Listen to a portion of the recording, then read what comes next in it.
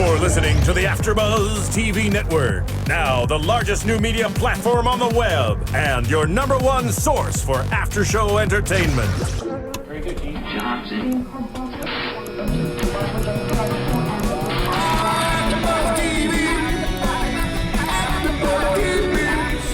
The AFTERBUZZ Studios in Los Angeles, California. Presented by Maria Menounos and streaming live thanks to Akamai Technologies. This is AFTERBUZZ TV's True Detective After Show. We'll break down tonight's episode and get you all the latest news and gossip. And now, another post-game wrap-up show for your favorite TV show. It's AFTERBUZZ TV's True Detective After Show. Yes, welcome. We're back. Welcome to the, I'm not going to sing. Are you going to sing, Joe? No, I'm not singing. All right, welcome back to the True Detective AFTERBUZZ After Show, episode 5. We're here. We're 5, right? Yes, we are 5. 5, The Secret Fate of All Life. Yeah. Sounds like some deep philosophical gobbledygook that we've been hearing a lot from Russ now. Existentialism. Exactly. Thanks for joining us here. We are in episode 5, as I just said, and we are doing True Detective, as I just said. What I didn't say is I'm joined, as always, by Julia Cearley. Hi, Joe. How are you? Hi, everybody. Hi, Julia Cearley. Hi. Oh, and that lovely voice is Joe Sanfelippo. Hey, everybody. Hello. And the voice that's you're about to hear is that of Nando Velasquez. Hey, everybody. That was Stephen Lemieux. I don't jump through no hoops for you. All right, sorry. That's okay. No. How are you, Hi, everybody. Nando? Fine. How are you, Joe I'm great. Braswell? I'm great. I'm fantastic. We had another great episode of True Detective, the show that we all know and love, the one of those talked about shows on the internets and the newspapers. The newspapers. The newspapers. Which one? Which one, Joe? I'm jumping from 95 to 2012. Yes. Extra. Read all about it. Yes. Yeah. So great episode. So things are starting to unfold here. We have a lot to work with in this episode here. I mean, it seems like that now we've completely stepped out of 1995, and we sort of jumped ahead to 2002, which is great. And in this first 4 episodes, we've wrapped up, seemingly, the Reginald Ledoux 1995 case that we've been learning about for the first 4 episodes. And now we're on to what's possibly been going on from 2002 to 2012, which is equally as interesting, and we haven't even started talking about it yet, I think. So I'm very, very, very intrigued and excited to see what's ahead of us. But just to set this up for a second, for me, I didn't, I can't remember I felt so much dread and anxiety watching this episode. Yeah. I don't know why. I was so full of like, oh my God, with the daughters, with everything that they showed after we got through the Reginald Ledoux shootout, which we'll talk about later, which didn't happen. After we got through that and we started to talk about what transpired between 1995 and 2012 and 2002, like when they're recounting the story, I was terrified. And the reason why I realized I was terrified is because we are now, something that we touched on last week, but we're now seeing that we're in the zone of the unreliable narrator here. There's from episodes 1 through 3, we had no reason to not believe at least I didn't, to not believe what Rust and Hart were saying, what Cohle and Hart were saying as they were recounting the story, because it seemed to match up. At the end of last episode, there was some discrepancies when they talked about what happened in the projects, and you begin to think like, oh, wait a minute, maybe they're not telling the truth. And then we get to this episode, and we see that they're completely not telling the truth. That's just some things. So we get to that unreliable... Well, not just that. They're rehearsed. Their stories are rehearsed at that point when we're talking about them breaking into the meth lab, into Ledoux's place. Right. And so I think it's the feeling of the unreliable narrator. Once that was very clear that these guys aren't telling the truth and that things are rehearsed, once we got into 2002, I was terrified because I had no real sense of what was really going to happen versus what they were saying. And that's a feeling I've got. I mean, how did you feel, Julia? I felt the same way, to be honest. I found this episode to be nerve-wracking. I mean, coming off of last week, and it was such a high octane last 15 minutes of that show last week. Yeah. I was almost dreading what was going to happen next. And from the second that it started in that bar with Ginger and what's his name? Cohle. You know.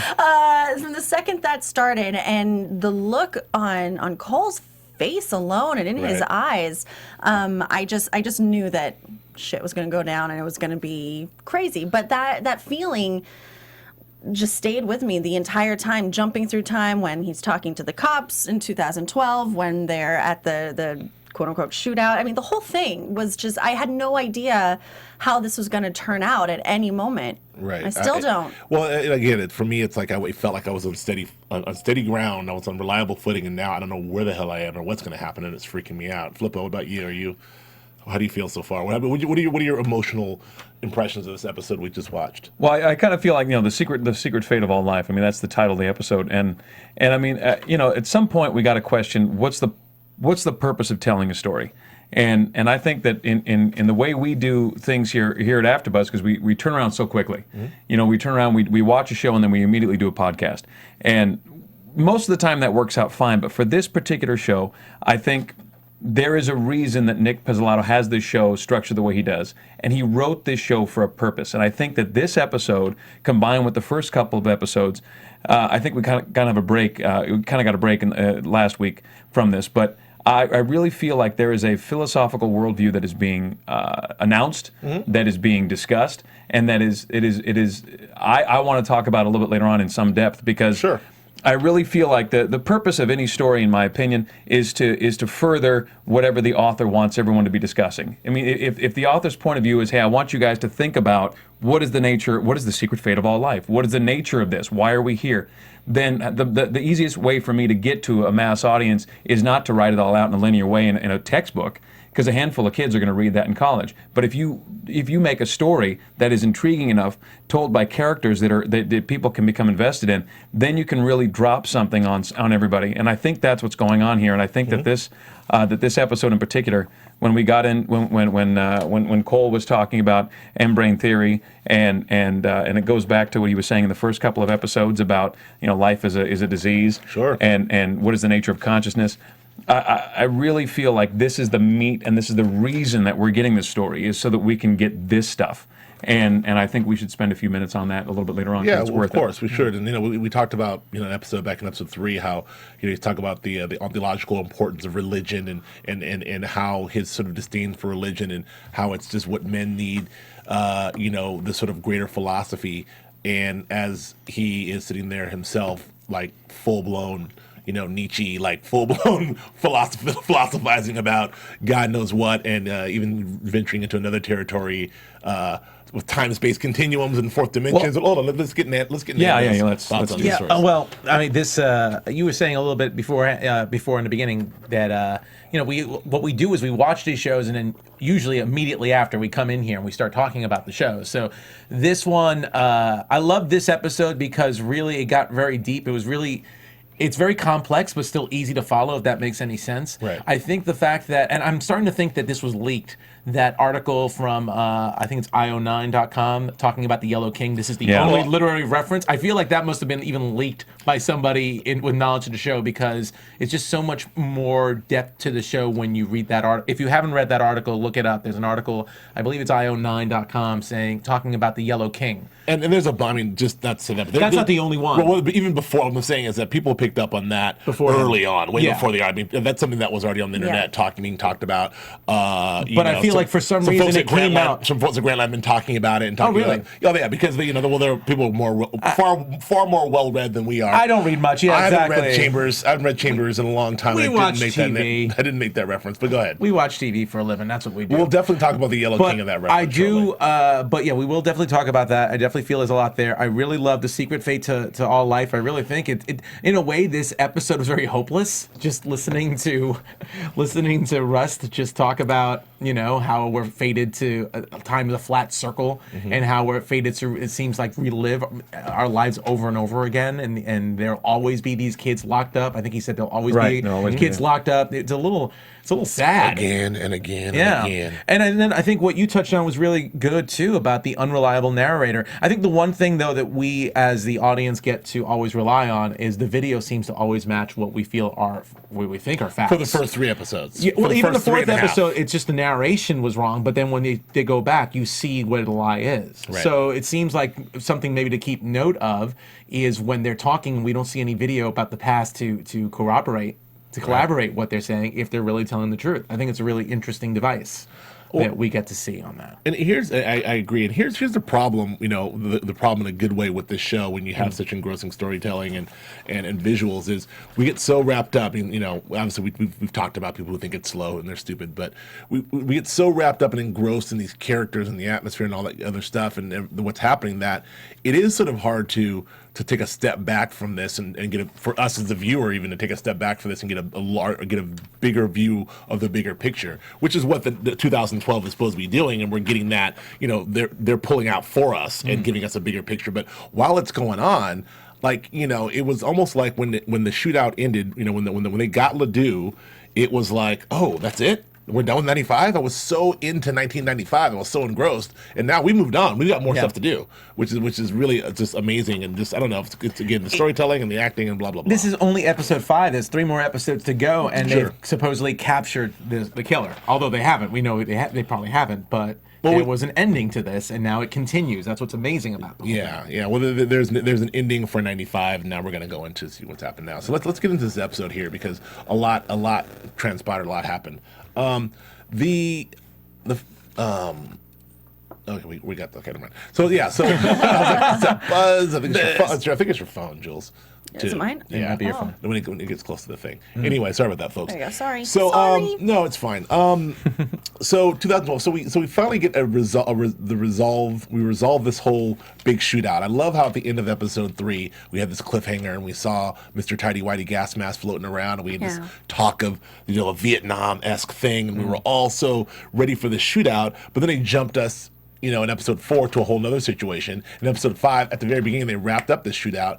My first thought was like, oh my God, we got cheated on this big thing. And I realized that no, we didn't get cheated because we got that cool tracking scene from last episode, which was an amazing shootout. So that was the shootout that was off books that they couldn't really talk about, ironically, when they're recounting the stories. In other words, they couldn't tell the 2 interrogators about the specifics of what happened at the right, and that's why the stories don't match. Right, the stories don't match. But for them, but there was an amazing shootout. There was they were in crazy danger, but it just didn't happen at like they told it at the Reginald Ledoux compound. See what I'm saying? Like in other words, right? No, and I agree with you, and I think that I agree with you. There's an unreliable narrator deal going on a little bit, but I also think that at this point we should be comfortable that what we're being shown, at least I feel anyway, that Cohle and Marty are telling the truth, at least visually. Obviously, they're not telling the truth to the detectives. I'm not comfortable. I'm telling you right now, I'm not comfortable at all. I'm very uncomfortable. I'll tell you what I think is going on. I'm getting a Kaiser Soze Usual Suspects feeling right now. I'm not saying there's going to be the other shoe's going to drop that hard, but I'm just really getting like. I'm really getting nervous.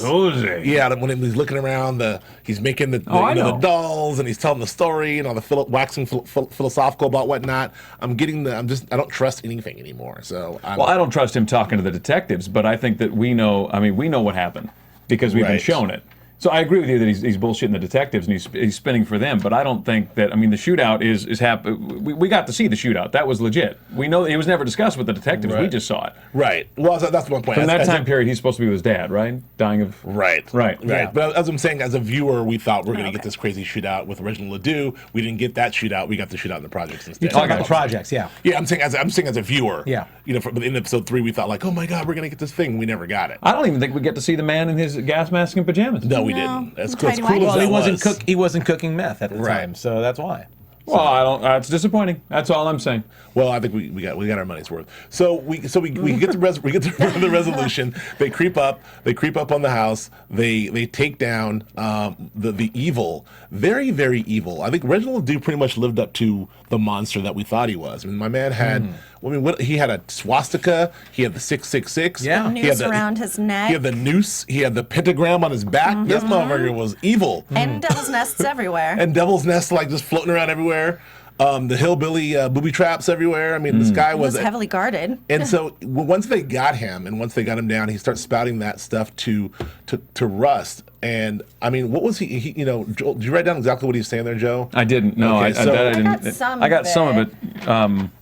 He just did the time as a flat circle, and he did the black stars. The black stars are coming. Saw it in my dreams. What you're gonna do? Yeah, right.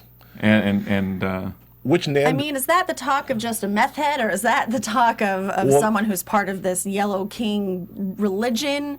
It scared the crap out of me because, as Nando pointed out at the end, Nando, the last shot. The last shot was what? Black Black Stars. Stars. When they went back, you saw through pulled the back. window on the side. Yeah. And Cohle is looking at the nest. Well, those were the same type of black stars that were in Dora's journal from earlier on. If you got a good look at Dora's journal, it was also in one of the articles I read too. So I'll be honest, I didn't catch it right away, but there were some black stars in the corner right by the lines from the Yellow King. And the one girl had the black stars on her neck. And that was the mother. Was that the? That was a friend that they interviewed in the parking lot. Yes, that was the Black friend. Stars and Yellow Kings. It's like a box of Lucky Charms in this Gone mug. terribly awry. Delicious. It's like an evil box of Lucky Charms. It's the flip. It's the negative of Lucky Charms. Black Stars and Yellow Kings. I don't know. Shit's going terribly wrong here. Oh boy. No, so That's my Lucky Charms. Did you guys buy it? No, I didn't get I mean, it. We would not buy your Lucky Charms. No, not at all. So we got it, but then we see what the big reveal that we do find out is we see Hart so mortified by what he saw with the children in there. He just came back and ended Ledoux point blank in a very gruesome ending, and another gruesome ending for the my man the cook, who got blown up by the hillbilly booby trap. By his homemade cracker ass security system. He blowed up good. Blowed up real good. Yes, he did. So that was done. They're made to be heroes. McConaughey, has a woman. Harrelson seems to be back with the family, but things don't quite seem to be going that well with the family, Jules, right? Well, no, obviously no. She. I think though, with the case being solved, so to speak, and his new recognition, he was promoted to detective sergeant. Detective sergeant. He's telling her that he cleaned up his act. He's sober for 5 weeks. He's going to a program now. He's Promise saying, keepers. Promise keepers. He's saying all the right things, Sure. but that's what they seem to be doing. The two of them. They're saying the right things. They're lying left and right. Well, I think that segment was really interesting to me because I know there's been a lot of flack all over the internet about the women in this show being two-dimensional and not being of a high enough written quality.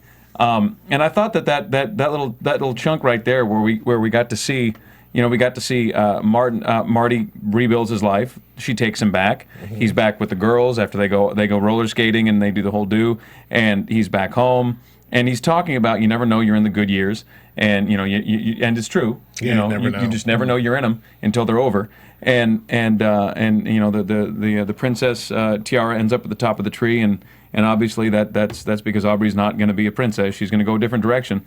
But what's interesting to me is this section really seems to me that here are two men that are kind of in a woman's world, and they're not comfy. They're doing okay, but they're not comfy. I mean, Marty's got 2 daughters and a wife, and he's living in princesses. That's what you're saying. What do you mean? And he's I'll get there. Okay. He's living in princesses and tutus, which is the story of my life. And then you've got Used to be mine. You know what I'm talking about then. And then you got Cohle, who's with a doctor who's obviously 2 steps ahead of him. At dinner, she's talking about how she kind of portions out the hostility to keep him hot for later on. Yep. That felt very much like Pat. This is my guy right here. I Yeah. keep him, and I'm 2 steps ahead of him. And the response was like, "Wow, Right? This guy's for you." You got him wrapped up. You're in charge of your relationship, and obviously she goes on to be the head of Lafayette General. She ends up being the chief of some dang thing at Lafayette General. So she's a very impressive lady. But I very much felt, I can't speak for anybody else, that Cohle was underneath, so to speak. She was kind of patting him on the hand, and this was very much a guy that was. Almost, I didn't say kept, that's not the right term, but she definitely had the upper hand, it felt like, in that relationship. And again, guys living in a woman's world, it was very interesting to see that their moment of heroism, their deal was over, and now they're back home, so to speak, living in this woman's world almost.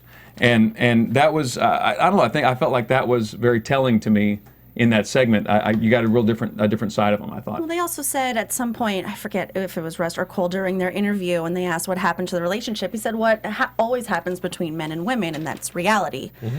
So they're not living in, like you said, they're not comfortable there. They're not living in the real world. They're not being true to their own character, right, because they're living this lie of what happened, and they're receiving these accolades, and they're putting up a good front, and it's not natural. It's not a natural state. Well, it's crystal clear that but especially the way Hart said it, it's crystal clear that time between the time they caught Ledoux in '95 and 2002, those were the good years. I mean, they're both with their families. He got the family back. The kids, they had the kids. He had the Rust had the wonderful domesticated relationship, and then it all went to hell in 2002 again. So I think that what we got to see in that glimpse of this episode, in that little 15-minute, 20-minute span, was we got to see the good years. We got to see 95 to 2012, 2002, the good years.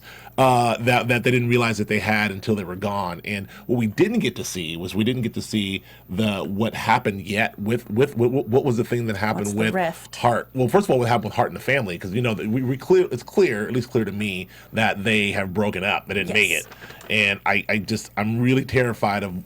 I would love to see the daughter come out of the bathroom. I was terrified that she was going to go in the bathroom and not come out. Yeah, me too. Oh, me too. I was just terrified of that whole moment. And so we've yet to see the resolution to that or what's happening with that marriage. And then cut to, we still haven't seen the rift between Hart and Rust, what happened there. Yeah. But we know something happened, which further just builds the tension of this episode. I don't want to say. I mean, I like the analogy of living in a woman's world. I wouldn't want to say they're living in a woman's world, but they're just living in a more normalized version of the world. And as far as what's going on with Audrey and Hart, I could see. What I could see is that, especially after what he did in the compound, seeing those kids and just that gut reaction, he obviously, even with his tryst with Lisa earlier, even though he's not been the best guy out there, he definitely is very motivated by protecting kids, younger kids. We saw it when he was over at the Bunny Ranch type of trailer park thing earlier. Yeah, find another line of work. Yeah. So just to see the fact that he can't even control his own daughter, can't protect her from going down this road, I think that definitely sets him off as himself. And then we still don't really know exactly what's setting Cohle off as far as his relationship. But I think it is something that says, these were detectives. They were in the prime of their life. You saw when they were interviewing Hart, and they said, that was the best case you ever had. You saw him looking back at that, and you could tell he agreed with it, and he's questioning. Rust right now because of that. Let me ask you a question. Yeah. I mean, it seems to me, and maybe saying a woman's world is a poor way to put it, because it makes it's too cheap a way to put it. Yeah. But it seems to me we had this hero's quest that these guys went on, and the hero's quest ended in '95. Yeah. And then they find out in 2002, your hero's quest that you thought was a success was actually a failure. You guys fucked up. You didn't do it. Right. You didn't get the right person. Well, not only that, everyone's guilty. Everyone is guilty. We heard Russ say that, and technically they didn't follow the rules. Hart killed Ledoux point blank. Cohle wasn't really following the rules to get to the compound. They broke rules. They were guilty in order to catch what they thought was the guilty. Well, hold on. Not only everyone is guilty, everyone wants to confess. Well, that was in response to how he's interrogating people, but I think it's a metaphor for them and Sure. the way that they're operating. But what I mean to say is that the hero's quest '95 between '95 and '02, you have guys that are essentially back from war. Yeah. We're in peacetime relatively. The cases aren't as big. They're not as bad. And in '02, they find out that big case is not over. So it seems like in '02 is when we flip the coin again, and we're going back to a different different mode. Oh yeah. And this is what we're going to find out, because we don't even at the end of this episode, we didn't really get the sense. I mean, that they know that they suspected, and especially Russ, suspected the guys, they haven't caught the right guy. Well, what's his name said so, right? Guy Francis says I can give you big people. These people are backed by big people, important people. Which you said the task force. The task force. We all said the task. Yeah. We're wondering what happened to that task force. Yeah, it's been a while since we've seen that. Yeah, that task force is out there. So we look like we're heading into Conspiracyville. And then the next day, the dude's dead. Yes, for the phone call. Yeah, so I do love this. I do love that sort of the mystery element being brought back, because I'm dying to know who was on that phone and what happened to these guys. But it is interesting. We are now. I'm wondering how the story is going to be told now, because it seems to me that we've gotten out of the the interrogation portion with with Michael Potts and Tori Kittles. I don't know what their characters' names are. The two brothers. Yeah, but Michael Potts, Thomas and Gilbough. okay, so Right? Michael Thomas, Potts, Tony Kittles, two great actors. Yeah. Who I hope we'll get more to do than just sit in chairs and look at each other. But they did get up. They did get up and walk stood up, out. yes. They did get some more lines here. So hopefully we get to see them be some detectives as well. But I think that I'm wondering how we're going to continue the story when obviously Rust is gone. There's no narrator that way. I mean, he's going to come back and get more questions. I think it's over for Hart's interrogation too as well. So we've completely done with 1995. We're getting into 2002. I'm very curious to know how, as a storytelling device, we're going to get to know what happened in 2002. I mean, I don't know. I mean, how are we just going to see flashbacks? Because before we're being told to this by two separate versions by two separate detectives.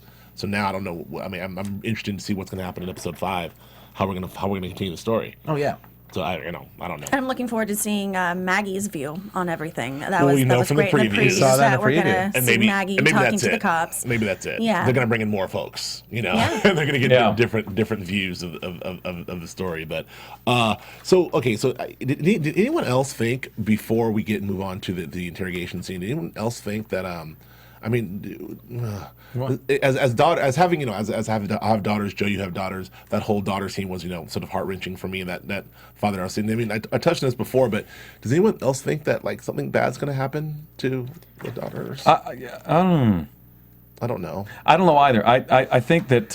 Well, you were freaking out when you saw the shot of the tiara. Well, because on it the seemed tree. it seemed very much like I thought the girls were going to climb the tree, follow the tree, and die, get in the tiara. So that was what I thought was going to happen. Me too. I But thought that was sort of symbolic of the loss of innocence. It was. it turns out it was. Yes. Well, not just that. It was right I after. thought a kid was gonna fall out of a tree too. I'm with you. I like the expecting it. symbolism better. Yes. But what was interesting to me was I don't know about the rest of you guys, but I look at the tiara on the tree and I'm like, oh shit, something bad's going to happen. She's going to fall out of the tree and die. And then she pulls up with the kicking beer cans out the car. I'm like, all right, well, she's not dead. Oh, but this is screwed up anyway. She's a mess.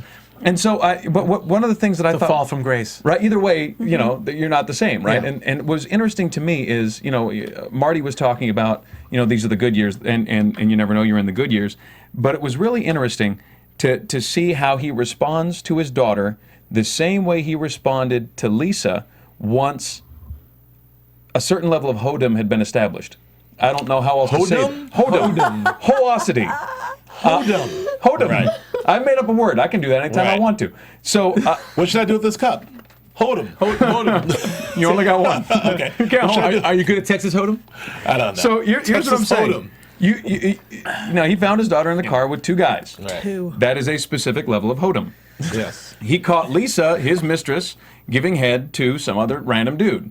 Oh, she didn't catch him giving head. No. Because she But questioned him. She asked him. remember, we established that this is a big they deal were to there. him. Yes. And once he found out that she'd blown the other dude, he was over her. He was done with her. Mm-hmm. He was completely done. Remember that? And he just closed the book. I'm completely done with you. You had his penis in your mouth. I'm done. All right. We get it. I'm just saying, but that's how he is. And it was interesting to see we know him. how it works. It was interesting to see him Thank you.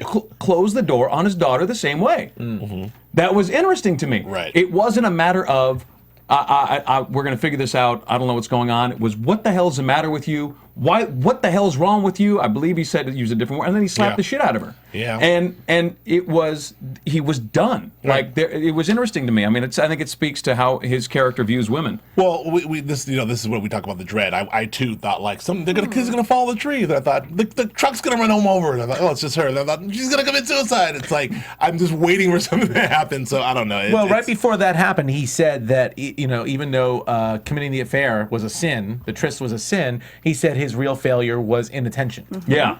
So I thought that also definitely And he had brought up something. And that's when we saw the tiara in the tree, and I actually had the same feeling, inattention. He wasn't paying attention to his daughters, and one of them was about to fall. Right. And she did. But it took 10 literally, years. Metaphorically. not literally. Yeah, metaphorically. It took 10 years Right. for her to hit the bottom. Yes. Right. Or for him to see her hit the bottom is probably more accurate. Sure, and we don't know where she is now, so we don't know how far she's Yeah. fallen or if she's recovered or what. So we'll see that. Let's just jump to I want to jump to this interrogation and the revelation that there are some darker forces that may be still at work. But before we do that, thank you all for joining us on iTunes. Thank you for downloading us. You've continued to make us the #1 show at AfterBuzz, and you've made us as high as #2 on the iTunes Top 300, and we really appreciate that. And in YouTube as well. And all of your comments, all of your ratings, and thank you for rating us on iTunes, and thank you for commenting on us, good and bad. Good and bad. And we appreciate all of it and continue to do so. We'll shout some of you guys out a little later on, but if we can, we get back to the box. You know, we get to the revelation. We see Rust in the box interrogating this guy and really doing a masterful job of getting that confession out of him, which was fantastic. But then he kind of had a swagger on, like, guess what you just did? You confessed to a double murder. Peace, I'm out, McConaughey. And then the dude's like, well, guess what? You know, the guy you think is dead, think you got, is still out there. And that moment where his world is flipped upside down, he loses it. That look in his eye, the incredible. second he mentioned the Yellow King, was Yellow King. Fucking brilliant. Yes. So I mean that unhinged him, you know, and that I think we're beginning to see the beginning of the fall of Rust, right? I mean, that's what I'm saying. Hero's Quest is back on because it turns out we didn't finish it, right? And I think that's what he's been doing since 2002 is building a case. That's my prediction for what he's been doing. Right. Well, I think the question after the interrogation really is he guilty, or is he putting up a case on his own? Is he hunting this killer or these killers, trying to figure out the conspiracy on his own? I think he's hunting on his own because and it puts everything into question. And their whole theory doesn't hold up. I mean, they've got all these conceivable ways to make everything work, but the whole thing is predicated on the idea that the guy who did the murders would reopen the case on himself. Right. Well, no. Yes. Well, what they're saying is the whole thing is predicated on him reopening everying from Guy Francis, which doesn't make any sense. Well, it doesn't make any sense if you're sane, but it does make sense if you're blacking out. If you're doing a Tyler Durden from Fight Club. All right. I got you. They said he blacked out. They asked him if he blacked out. Getting the whole losing time from the Ed Norton movie. I got you. Getting the whole Tyler Durden thing. At the end, frankly, I didn't know what the F was going on. I'm like, I was in complete doubt. I'm like, wait a minute, is Matthew McConaughey the guy? Well, no, he's not. And then even Hart was like, oh, wait a minute, I need to process this. And so it took everything that we think we knew, including our reliable narrators, and put them in question and put us all on notice. I was freaked out by that. Well, Cole, what I was going to say is actually, quote me if I'm wrong or correct me if I'm wrong, but I believe from what I've read about the Yellow King, since I haven't really read it, is it involves a manuscript. The King in Yellow. The King in Yellow is actually the name of the book. Oh, okay. The King in Yellow. It involves a manuscript that if you read it, you go mad. Yes. Well, it's a story about that story. It's a story about that. So I totally saw that, especially the words that set off Cole was the Yellow King. Right. He did not believe this guy, Francis guy, until he said the Yellow King. Because and the third time he's heard it. It's the third time he's heard it. Yes, that's why. Exactly. And The King in Yellow, just briefly, very, very briefly, The King in Yellow is a book written by Robert Chambers, and it is a sort of horror genre. It's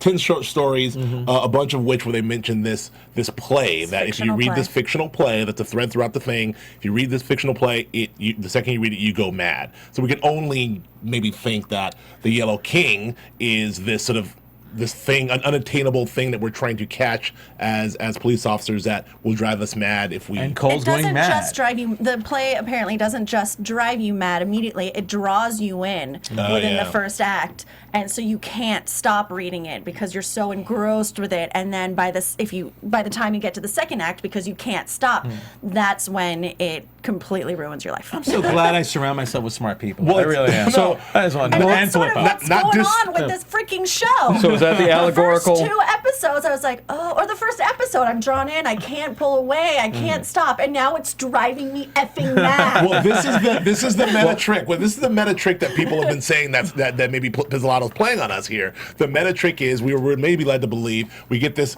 Yellow King, the King in Yellow reference. So we're thinking like, oh, it's the case. It's driving McConaughey mad. Look at him. He's mad. Meanwhile, where are we in episode 5? We're drawn in, and now we're like going crazy. So maybe it's a big. It's getting crazy and dark and demented and awful. If I'm crazier than I am by the time I get to episode 8, I'm suing HBO. Good luck. Everyone's on notice. I'm canceling my subscription. Joe, can we get some of your philosophical? Well, let's talk about that, because I really and one of the most interesting things about when a character in a play or a film is asked or tasked by the playwright or the author to kind of produce his or her philosophy, you have to question, why is that character chosen? Why was that character structured that way? Why is that character why is that character tasked with this? You know, so I think with Cohle, we have toxic, corrosive. I mean, this guy, that's what our guy, the crazy deep voice guy said about him. You have a demon inside you. We know that Cohle is massively effed up, but he is, I think that he is a man who's seen through a lot of stuff, and he's seen through the veil, so to speak, I think metaphorically. I mean, you've got a guy who has basically gone past all the bullshit that we kind of surround ourselves with. And we're living in a very unique time, I think. I think we're living in a post-religion time, so to speak. A lot of people are walking away from organized religion. There's a lot more knowledge about what the universe might be, what the multiverse might be. If any of you guys have ever talked to a theoretical physicist, which I had the privilege to do. Basis. I've had the privilege to talk to a couple of theoretical physicists. They will make you cross-eyed, and they will make your brain leak. It'll blow your fucking mind. If you have a moment to look into string theory, the multiverse, the idea conceptually that every decision you've ever made has been made by you on some other plane, and it's happening right now, it's stunning. And these guys are not half-assed guys walking in the street stoned going, hey, what if? These are theoretical physicists. And that's where M-brain theory comes from. It's an extension of string theory, and it's the idea that there's 11 dimensions, and this is a view from the fourth dimension, right, looking at us, and this is what they would see. And the idea that all matter is superposition, the idea would be that all matter, in my understanding of it, which is probably monkey level, is that all matter is everywhere it's ever been, is compressed. And so from their point of view, everything is flat. Of course, we're living in a different way. But space and time are two very misunderstood concepts in and of themselves. Space-time, it's one thing. It's one fabric, and it expands at its own rate, right? So, I mean, these are mind-blowing concepts. And we're building a philosophy. We're rebuilding a lot of philosophy. And you have guys who are on the cutting edge of science that are looking into that are coming up with these ideas. And so from my point of view, you almost have this opportunity that we're living in the middle of that most of us don't know about, and I'm very glad that Nick Pizzolatto is doing what he's doing. These are things that really intelligent men and women are thinking of all day, every day, now. These are new philosophies that our kids will learn about in school, and this is stuff that you need to get turned on to, because this is what the most intelligent people in the room are thinking about. And not just that, it's just the way that it's put in the dialogue. Like, I loved when he said that death created time. There you go. So it could grow the things that it kills. Because, in eternity, there is no time. Nothing can grow. Nothing can become. I just love Nothing can boom. Yeah, that was amazing, the way that was written and how beautiful it was. And really, if you look at this, I mean, we're looking at 3 different times. Yes, we're looking at, well, right now it's 1995, which is just about over for us, 2002, and 2012. Exactly. So we're seeing the growth. Again, the meta trick he's playing on us is we're looking at this flat circle. By watching True Detective, we're looking at the flat circle. We're looking at 3 different times simultaneously. As the future is the past is the future. This is how the story's been told to us. Oh, that's really cool. Boom. Boom. Mind blown. Just really quickly, we gotta get out of here. We're not gonna get out of here yet, but let's get to news and gossip really quick. Oh, do I have it? I do. Oh, you Do it. No, I just want to say that obviously. Nick Pizzolatto and the gang have been brought back to do another season of True Detective, which is finally something that they've been announced, which is great. Yeah. And they signed to. It was a big deal getting Pizzolatto in the first place. They signed to a longer deal. So we're definitely going to see more of this, which was the worst kept secret in the world. But we're going to see more of this, but with different actors presumably and different stories, and who knows who will be. I did just want to get to a couple shout outs. Do you have any? I don't have any on me right now. Okay. I know we're short on time, so all right, well, we'll do them next week. We'll do them next week for sure. We love you all. We love you all, but let's get to predictions right now. Your AfterBuzz TV predictions. My quick prediction is we're going to this flat circle we're looking at. I think that the notion of the Yellow King, the flat circle, the time-space continuum, all those will be sort of we'll see those things written visually personified in these last 3 episodes in ways that we can't comprehend or explain while we're watching him, but when we zoom back and look at all the 8 episodes, we'll be like, oh, that's what he's doing. I think this is like we're watching a masterpiece. I hope. in the making. I'm really excited about when we get to episode 8 and what's going to happen here. It's a horrible prediction, but I'm just really excited about that. Julia? I think we're going to see more from Lori, actually, Elizabeth Reeser, who popped up for the first time, and we know that they were close to becoming engaged, and so I think we're going to see more of her, and we're going to gain a lot more insight into the craziness that is Cohle through her eyes. And interesting that he's dating someone who's in the medical field as well. Yes. Right. Yeah, very interesting. Yes. Prediction, Nando? I think two things. I think that the Audrey storyline, there's a reason for that. And I want to say that we're all thinking Anti-Christian Task Force is somewhere going to be back on this. I almost want to say that she's going to somehow get wrapped up with the wrong kind of people and might directly be involved with this case. Flippo? And and I'm also going to say that perhaps even our two officers, doing the interrogation might be it might be a conspiracy that even lands to those two guys. Company man. Company man. Company That's a man. good prediction, Nando. Yeah. Sorry, Solid goal, there. Joe. Here's my prediction. There has never been a rift between Cohle and Marty. I don't buy it. I think that Cohle and Marty are just fine. I think Cohle I think Marty knows what Cole's been up to. I think Cole's been building the case against the task force. I think Marty's been the inside man, and I think that that's what's going to come out. You know what's interesting? Great. When he said that if Cohle isn't playing you, you can't get a read on Cohle. He's getting a read on you. Right. That just shows he's been acting. All this other stuff has all been an act. So I love your theory. I wonder what those.